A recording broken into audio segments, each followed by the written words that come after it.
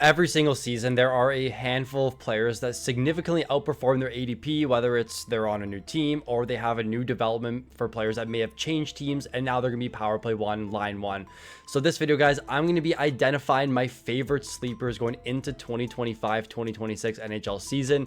This is always a good video, and there's a lot of players that I do really like this season. So this will be part one of part two of the sleeper series. So today, I'm going to be giving you 9 of my favorite players that I think can significantly outperform their ADP and have breakout seasons. Let's jump into the video.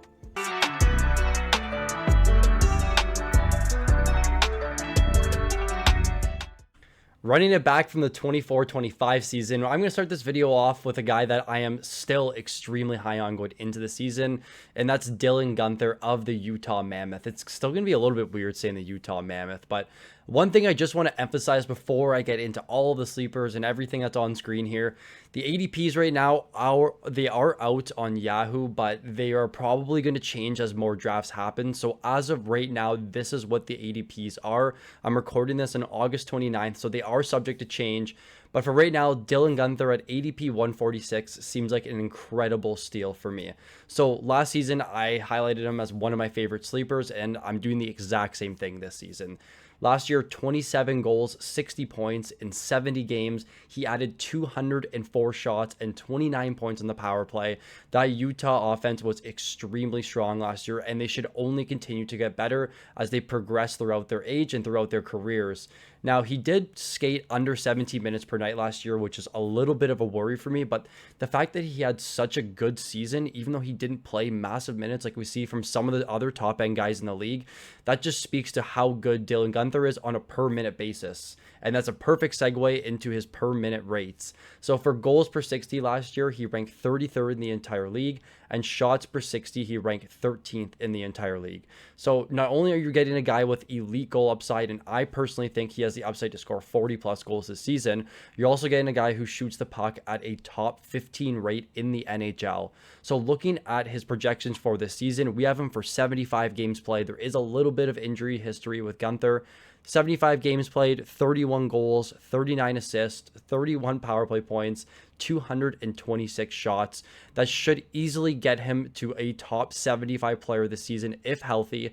But even so, even if he's not healthy, on a per game basis, Gunther is an absolute machine. I really like what we're seeing from this Utah team this season, and Gunther should easily be one of the top sleepers in fantasy. Moving on, we have what I think is one of the most underappreciated players in all of the NHL, Adam Fantilli of the Columbus Blue Jackets. And the reason why I say that is because he was drafted 3rd overall. This team was extremely good last year offensively for, I want to say, about 60 games. But we saw the breakout from Marinsky, Marchenko. There were a lot of guys that had really strong seasons. And with Fantilli here, he barely got any power play time. It seemed like if they had multiple injuries, like when Kent Johnson and when Sean Monahan went down, then they're like, okay, maybe we'll give him power play one. But Fantilli managed to have a really strong season, even though he wasn't on power play one at all. He scored 31 goals, 54 points in 82 games, and he actually has a really strong shot and hit ratio, 191 shots, 113 hits last season. So if we continue to see these numbers rise, if he starts to get power play 1 minutes, which this guy absolutely should, he's going to be in line for a very strong season. So because he didn't play on the power play, I wanted to see his per 60 rates at 5-on-5. And for him, 28 goals at 5-on-5 last season, which is actually crazy. He ranked 11th for goals per 60 at 5-on-5 and 50th for points per 60 at 5-on-5. So Fantilli is an elite player at 5-on-5. It's just a matter of what we see on the power play this season, but I would be very surprised if he didn't skate on the top power play unit. Now, for right now, he's not ranked in the ADP. I would say he's probably going to go about around 10 plus in competitive leagues. A lot of people know the name now. A lot of people know that Columbus's offense was pretty strong last season. So we're projecting Fantilli this year for a full 82 games, 34 goals, 30 assists, only 10 points in the power play, which is a conservative rate. But again, we don't fully know if he's going to be power play one. 239 shots and 114 hits. He should easily outperform his ADP this season. I still think in keeper leagues, say you're keeping 5 players, Fantilli could be in consideration after this season. He's in line to be a breakout star in the NHL, and there's a lot to love from Fantilli. The only downside for him right now on top of the power play is just his position is sole center. I can't see that changing. And I always talk about in my draft strategies, you shouldn't be handcuffing yourself with centers that have just one position. Fantilli does fit this mold, but some of you play in leagues with just forwards. Some of you play in leagues like myself that have multiple utility spots where you can actually roster 3-4 centers and not have to be hurt by it. But a lot of love for Fantilli going into the season. The biggest thing is if we see power play 1, I think we have a very conservative point projection, and it will change once we find out some of the lines throughout the preseason. We are back for season 3 of the Fantasy Puck Patreon League. Last season, we had 12 leagues, 144 participants, and it came down to the wire. We are now reorganizing all of our leagues, promotion and relegation based on how everyone placed. We had a lot of interest. The forums are quickly filling up. So if you're interested, click the link in the description below. If you have any questions on how the FPPL works, check out our website or join our Discord and send me a quick message, and I'll be sure to answer any questions that you may have.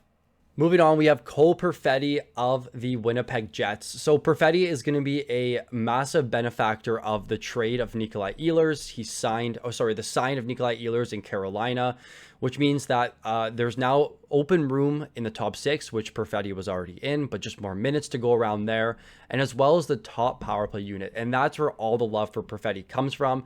He has the opportunity to skate on this Jets power play that was extremely strong last season. He spent most of last year in power play 2 and actually had 15 power play points. So that just speaks to how good he is, especially if it's like a minute or a minute and a half and 30-second share on the top power play and versus the second power play. But Perfetti has a lot of upside going into the season. He's a very highly offensive player. The downside to him is just lack of goals, lack of shots. But the assist numbers and the overall point numbers are going to be within the elite company this season. So last year, 18 goals, 50 points, 15 points in the power play, and just 143 shots. We did bump his minutes up with Ehlers going away, and that just increased all of his stats, as well as slight bumps to the goals and assists this season because of the opportunity for him to skate on the top power play unit. He does have triple position eligibility. I just mentioned in the Fantilli bit, if you watched it, that you don't want to be handcuffing yourself with guys with just one position. But Perfetti has multiple positions, center, left wing, right wing. It's like the perfect trio that you want for your forwards. So for this season, we're projecting him 82 games played, 24 goals, 38 assists, 22 points in the power play, and 194 shots on goal. A career season we're projecting for Perfetti this season. He's probably going to be a little bit more known as we continue throughout the drafts and ADP begins to get updated, but we're projecting him for 18 plus minutes this season. So there's a lot of love from our team with Cole Perfetti this season. I'm actually slowly starting to get worried because I have seen a few comments throughout the Discord and on my previous YouTube videos about people being on Pavel Dorofeyev this season. I didn't think people would be on him as much as they are right now, but for me, I think he's arguably the #1 sleeper in fantasy hockey this season. Like, I cannot believe to see that he's not rated right now. It's the same thing as Fantilli, but he had a really, really elite season last season. 35 goals and 52 points in 82 games. With 254 shots, and he played under 17 minutes per night. I know the slower I talk, the more excited I'm getting here, but with Pavel Dorofeyev, he almost had 300 shots and played under 17 minutes per night. He was very good on the top power play unit, had 13 power play goals last season. He was a fit in the top 6, especially for his highly offensive stats, his goals, and now they added Mitch Marner, a 100-point playmaking forward that potentially could play on the top line with Dorofeyev and Eichel. I've seen some comments about that. We don't fully know until we see some of the preseason lines, but if that's the case for Dorofeyev, we're actually significantly under-projecting him this season. But for right now, I'm going to continue with the conservative approach because it was a massive career season for him, but still very, very good numbers overall. So last season, on a per 60 basis, he ranked top 5 in shots per 60 at number 5, and he ranked number 12 in goals per 60. So very elite company. You're getting a guy that's going to be top 5 for shots per 60 and top 15 in goals per 60 at all strengths last season. And if we see his minutes come up above the 16-minute mark this season, as well as playing with Marner and Eichel, there's a lot of love for Dorofeyev this season. So we're projecting him for 80 games played, 33 goals, 22 assists, 13 points in the power play, 255 shots. The hits and blocks are lacking, but you're drafting Dorofeyev probably in the 12th round and beyond for potential 40 goal upside and over 250 shots. He's in line to have a very, very strong season. So there is a lot to like here from Pavel Dorofeyev. I like this Vegas team. They did lose Pietrangelo, but that now means that Shea Theodore is going to take over that top power play unit. He's a highly offensive defenseman with very good point per game stats, 0.85 points per game and 0.89 points per game over the last 2 seasons. So this is going to be a very strong team, and Dorofeyev should be leading the team in goals at the end of this season. Rounding out the forward sleepers, we have Jiri Kulich of the Buffalo Sabres. So this is a guy you're probably going to want to look at like at the end of your drafts. Again, it's contingent on if people are just going to be on him or not, but I don't think they will. But I think Kulich is in for a very strong season. So with Peterka now gone, Kulich should likely step into a line 1 power play 1 goal. He has been a noted goal scorer throughout his career. I went and looked back at his AHL stats. In his first full AHL season, 24 goals in 62 games, and then followed that up with 27 goals in 57 games. He had his first full NHL season under his belt last year, scored 15 goals in 62 games. So just a high goal scoring forward. And I did do some research in terms of who he was playing with near the end of the season, because Buffalo was in shambles. They couldn't figure their power play out. They couldn't score goals. It's the same Buffalo Sabres team as every other season. But over his last 15 games, he skated 176 minutes with Tage Thompson. So that is very exciting for me to see, given at the end of the season, even with JJ Peterka there, Kulich was still skating on the top line with Tage Thompson. So I do think he is the first man up now for the top power play unit. You may be thinking Jack Quinn. I'm honestly not sure at this point, but I think Kulich should be the next man up. The reason why I have the asterisk beside his position eligibility, because it's going to be Tage playing center. It's going to be Kulich playing the wing this season. Right now on Yahoo, we always know their position eligibility is like a nightmare. Every single season, it's a gong show. So he's currently just a sole center, likely going to have center left wing this year. And for this season, we're projecting him 82 games played, 26 goals, 24 points, 13 points in the power play, and 211 shots. So it's a pretty high projection and a lot of love for Kulich. This is subject to change given what we see in the preseason. But at 5-on-5 last season, he ranked 43rd for shots per 60 and 41st for goals per 60. Pretty good for a guy that was skating 3rd, 4th line for majority of last season until the end, and pretty good for a guy in his first full NHL season. So Kulich, a high offensive, a high goal scoring forward that should be on your radar in fantasy drafts this year. Jumping over to defensemen for this video, I'm going to lead it off with my favorite defenseman sleeper going into the season in Seth Jones. So I was really, really worried about when Yahoo rankings and Yahoo ADP came out. I was really worried that Jones would be like 50 to 60, and I'm so happy to see him at 123 right now. So with Seth Jones, we kind of know the whole backstory if you followed hockey last season, where he got traded from the worst team in the NHL, the Chicago Blackhawks, to the best team in the NHL. Last year, Stanley Cup champion and back-to-back Stanley Cup champion, the Florida Panthers. And people kind of thought, wow, Jones is actually so much better than I thought he was. And that's exactly why Florida went out and got this guy. So with Seth Jones here, he did, and I had a comment about saying there's no way he's going to be power play 1. It should be Ekblad this season. So I went and looked at the numbers. When Jones was traded to Florida, he played 90 minutes on the top power play unit. Sorry, this was throughout playoffs. 90 minutes on the power play in playoffs, and Ekblad played 45 minutes. And it's not fair to look at the end of last season because Ekblad was out, but in playoffs with Ekblad playing throughout the entire playoffs, Jones was the guy on the top power play unit. And you saw that when just watching the games in itself. So Jones has had some pretty strong offensive seasons in the past. He's had multiple 50-plus point seasons, multiple 10-plus goal seasons, and now he's in line to have what I think will be a potential career year in Florida. And I say this all the time. I sound like a broken record. We know what Florida does to players. They turn them into gold, and they really play an interesting style of hockey where they like to push the pace. They like to push the offense and have their 4th defenseman always skating up in the play and having their forwards hang back. And Jones should flourish in this as a smooth skating defenseman. Now, we know with Jones, he's just a high minute player. He always plays 24 plus minutes per night. He skated 24.55 in the regular season last year with Florida and well over 25 in the playoffs, but that does account for some overtime games. So for Jones this season, we have him for 14 goals, 41 assists, 23 points in the power play, and triple 100s for his peripherals. So Even if he doesn't produce from an offensive standpoint, he's still going to do very well from the peripherals. But there is no question he should be an offensive stud this season and could potentially end as a defenseman 1 in fantasy that is currently going at the ADP range of your defenseman 3 or 4 in drafts right now. He should be a lock on all fantasy teams this season. Does carry some injury risk, and that with Matt Tkachuk out, that does hurt their power play quite a bit. But he will be back in January, so he could be an even better second half player, Seth Jones, versus the first half. But a lot of love for Jones this season, and he will more than likely be my highest owned defenseman. The next defenseman on this list is Cam Fowler of the St. Louis Blues. And Cam Fowler got traded from the Anaheim Ducks over to the St. Louis Blues, and he desperately needed change of scenery, and he took advantage of it. So I went back and looked at just how bad that St. Louis power play was pre-Cam Fowler.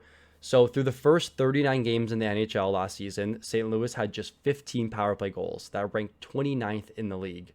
Now through their last 43 games, they had 28 power play goals and ranked 14th in the league. So they really figured things out in the second half, and maybe that's a Cam Fowler thing. Maybe it's Robert Thomas coming back from injury. There are a lot of factors, but it's good to know that this team could be middle of the pack in terms of power play goals going into next season. So with Fowler last season, man, he was so good with St. Louis. 36 points in 51 games since being traded there, and 28 of those points were at 5-on-5. So he just had 8 power play points. I did say he may have solved the problem, but you never know what happens with the 4th assist or just having that defenseman to move the puck better than what was last year, Justin Falk, who I was pretty high on. So in playoffs last season, he had 10 points in 7 games. If you didn't take him in your early fantasy pools for playoffs, he was like the number 1 defenseman, and everyone who took him was like super good at the start and then fell off because they did lose in round 1. But he played about 23 minutes per night in playoffs. I'm hoping to see the same thing going into the season. I know there's a lot of mouths to feed with Broberg, Falk, Parayko, and Fowler now, but they have a really strong D-core, and Fowler should be the power play 1 quarterback.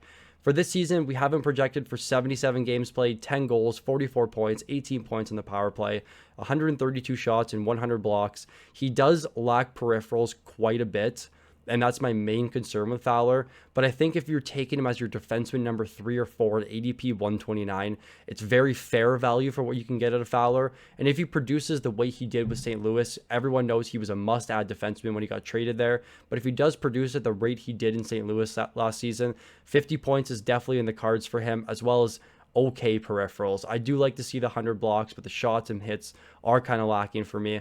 But still, with Fowler this season, should be a massive sleeper defenseman. The last player on this list for defensemen, and this is for more of my deeper league viewers, I wanted to add Jackson Lacombe, and I've had a decent amount of comments about him. He will be in multiple videos this season, but for the sake of just adding in someone for a more deeper league, I'm going to start off with Sam Rinzel. So you may be thinking, who's Sam Rinzel? And I honestly thought the same thing at the end of last season. But he came in for the last 9 games with Chicago and was their number 1 defenseman, playing massive minutes, playing on the top power play unit, and he flourished in those 9 games. Now, I get it. I'm a big sample size guy, especially by the numbers.